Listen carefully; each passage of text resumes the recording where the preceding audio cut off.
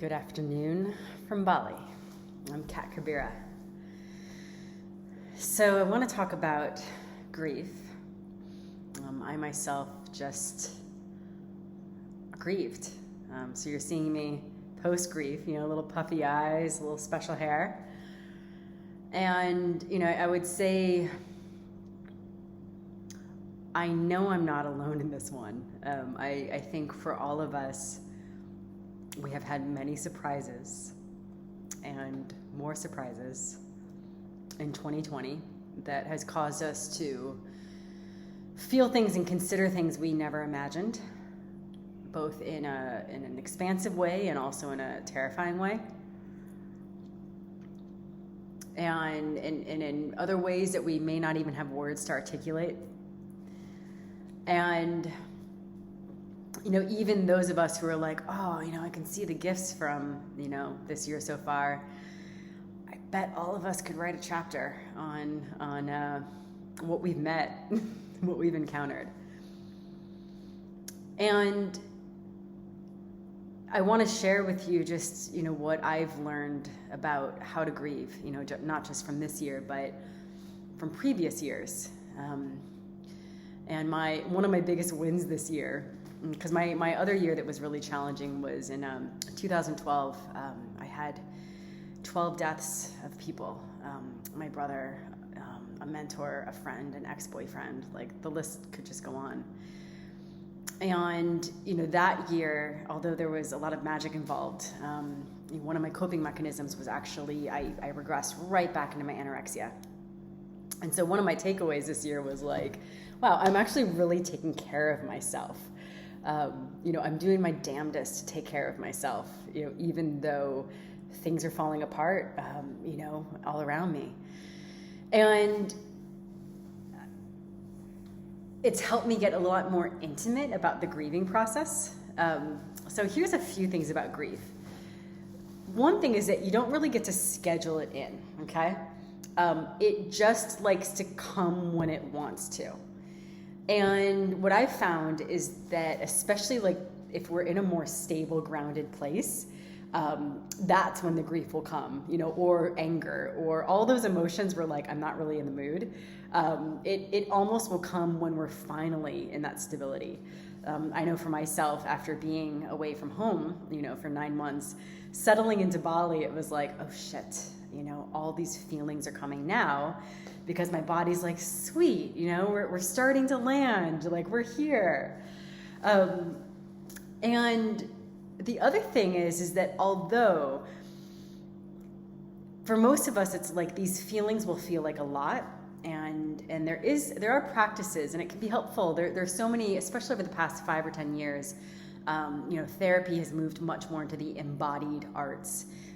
How to be more connected to your body, how to feel emotions in your body, which I personally think is way more helpful than talk therapy. Like what's your body saying? And especially because it helps us get us out of the story or the idea of what's going on. Because the thing about grief isn't just when like people die. It can happen when we're moving. It can happen when we're changing jobs. It definitely can happen at the end of a relationship. We're usually not just grieving that one thing. Usually it's like almost like our body's like, sweet, all those, great, she's starting to grieve this. Now let's also start to grieve all these other things. So, you may feel that there's this greater purge that you may try to make sense of because you're like, it's not matching what just happened, but it's like, remember that your body doesn't live in linear time. Like linear time is a human construct, but we are more multidimensional and simultaneous. Most of us are walking around with bodies that are carrying the past pain, but our body doesn't think this is the past until this energy gets discharged. Our body's actually experiencing it like this is still happening right now. That's why for so many of us who've had various traumatic experiences, like we're still living it like this is still happening. And almost the play is how can we actually discharge this and let this be the past? Let this be a story that's just a story without any energy to it, without anything that activates something in us. And also without being frantic about trying to put everything in the past. I mean, we are multidimensional humans, and we sure as hell do not have it all figured out. It's like there's a mystery going on, right? I mean, that's what's so cool. But going back to grief, it's like, one, you don't get to be in charge. It's just going to come when it wants to come, and we can insert all the other emotions. And oftentimes, I don't know about you, but for me, despite all the work I've done around it, I'll be like, I'm not in the mood. I would rather get this work done. I've got this project I want to do. I want to go have fun over here. I just want a mellow day. Really, these feelings are not, belonging right now. So, it's like we try to push them away, right? And, one is just like, I'm going to analyze it to try to change it. I'm just going to try to ignore it. I'm going to try to suppress it. We can use the internet, we can use our work, we can use sex, we can create dramas to actually avoid what we don't feel like feeling. It's like, let me just create something over here so that this thing over here gets ignored. We can try to drink it away, eat it away, starve it away, exercise it away, yoga it away. Honestly, we're so smart, we could do almost anything. And if we have nothing else, we'll just leave our bodies. What else can I do? We'll go to another dimension. We'll jump into someone else's body. We're skillful, okay? So we want to learn all these exquisite skills we have to leave and to avoid. It's like when we finally feel safe, how do we meet it? And the thing is that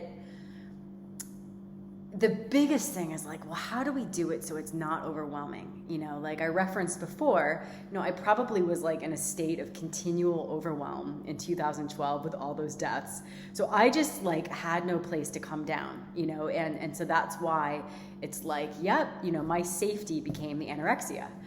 So it's well, how do we start to feel these things and not feel like we're going to die from them? And that is where, if you haven't done work with, there are some great embodied therapists, somatic experiencing is one of them. But, of that ilk, which can kind of help you teach these, learn some skills of how to stay with yourself. I teach these myself as well. But with that said, especially we can almost get hooked into therapy a little bit, where it's anytime I have something going on, I need to jump out. And what's important, because as a human, we also what we need to feel is that we belong the way we are. We don't belong just when we're happy, just when we're giving, just when we're in our good zone, perfect zone, happy zone, insert whatever you think is acceptable. But that we also belong, we have a place that we're loved, when we're a fucking mess, when I am not kidding you. An hour ago, I had snot dripping down my face and my eyes were puffy, and I called up a few friends and let them see my face, and I was like, this is how I'm feeling right now, and without any judgment. And you don't I wouldn't recommend, I don't know, this is my personal opinion, not going on Instagram or Facebook being you could, but I'm talking about those friends that you trust and that are going to be there for you. And even sometimes it takes time to take a risk. What? This might be my first time that I'm reaching out to this person, but I'm just going to stretch myself a little bit because I'm feeling vulnerable and I need to be seen. And, while it is helpful, so I am not negating therapy work, but there can be, and I'm just naming it because it's something I used to do, where I'm great, if I pay money to this person, they have to deal with my shit. I'm paying them money, right?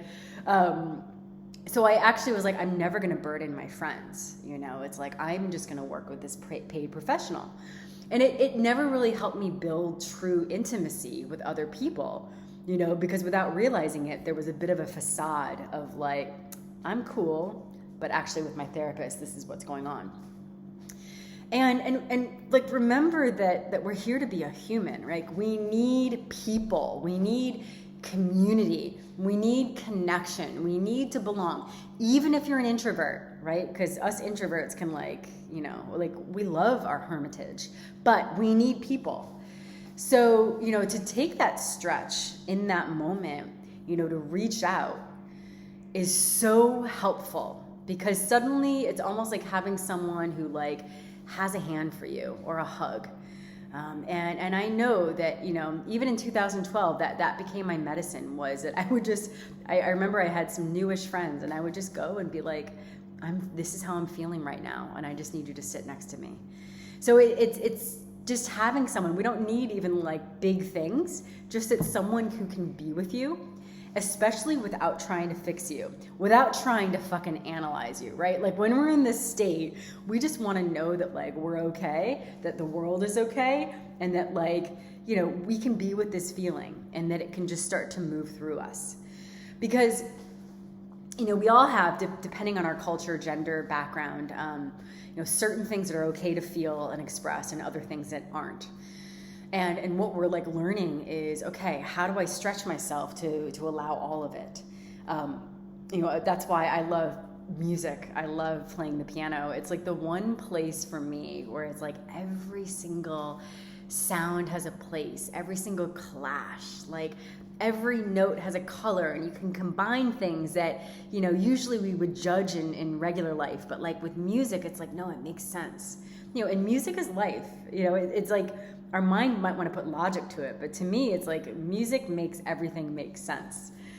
So it's how do we allow these colors? How do we allow the sounds? Especially with Eastern music, there's half notes. There's the sounds between the sounds. All of them belong.